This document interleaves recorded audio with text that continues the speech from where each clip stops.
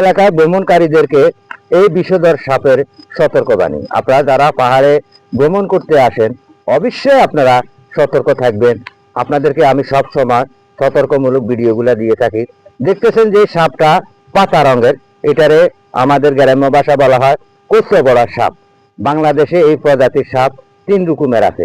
এখন আমি যে সাপটা আপনাদেরকে দেখাচ্ছি এই সাপটা কিন্তু খুবই বিষধর সাপ, কারণ এটা পাতার সাথে মিশে থাকে।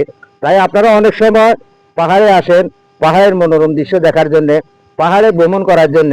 দেখতেছেন এই সাপটা কিন্তু এখনো জীবিত, এই সাপটা এখনো জীবিত। আমি আপনাদেরকে দেখাচ্ছি, এই যে দেখতেছেন তার মাথাটা কত বড় মাথা, এই যে এখনো হা করতেছে। কিবা এই দিক এই যে দেখতেছেন এই সাপগুলো অনেক সময় ঘরের ভিতরে থাকে, কিবা পেয়ারা বাগানে থাকে, কিবা আপনার এই বিভিন্ন রকমের সবুজ গাছপালার সাথে এগুলা মিশে থাকে।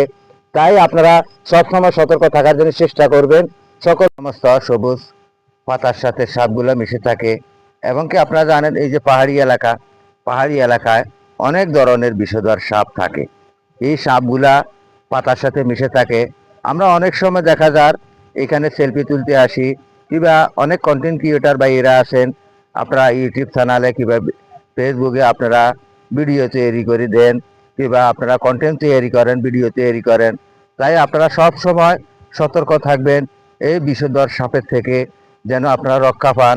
কারণ আপনারা দেখতেছেন এখানে যে সাপটা আমি আপনাদেরকে দেখাইছি এটা খুবই মারাত্মক। বাংলাদেশের এই সাপটা 3 প্রকারের আছে। এই সবুজ রঙের সাপ 3 প্রজাতির আছে। আমি যে সাপটা দেখিয়েছি এই সাপটা খুবই বিষধর সাপ। কারণ এই সাপটা যদি কামড় মারে কিন্তু আপনাকে 10 সেকেন্ডের ভিতরে আপনাকে বিষে ধরবে এবং ফুসফুস ফেটে মানুষ মৃত্যুবরণও করতে পারে।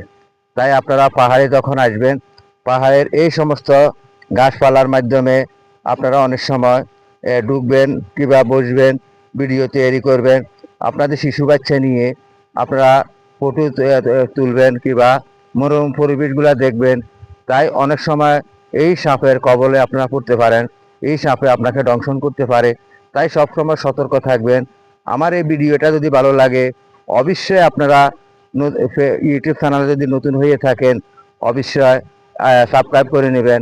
আর ফেসবুক পেজে যদি নতুন হয়ে থাকেন ফলো না দিয়ে থাকলে ফলো দিয়ে রাখবেন নিত্য নতুন ভিডিও পাওয়ার জন্য। প্রিয় বন্ধুগণ, আমার এই ভিডিওটা যদি ভালো লাগে অবশ্যই আপনারা আমাকে সাবস্ক্রাইব করে রাখবেন ইউটিউব চ্যানেলে যারা আছেন। আর ফেসবুক পেজে যারা আছেন ফলো না দিয়ে থাকলে ফলো দিয়ে থাকবেন নিত্য নতুন শিক্ষণীয় ভিডিও পাওয়ার জন্য। এই বিষধর সাপের থেকে আপনারা দূরত্ব থাকুন।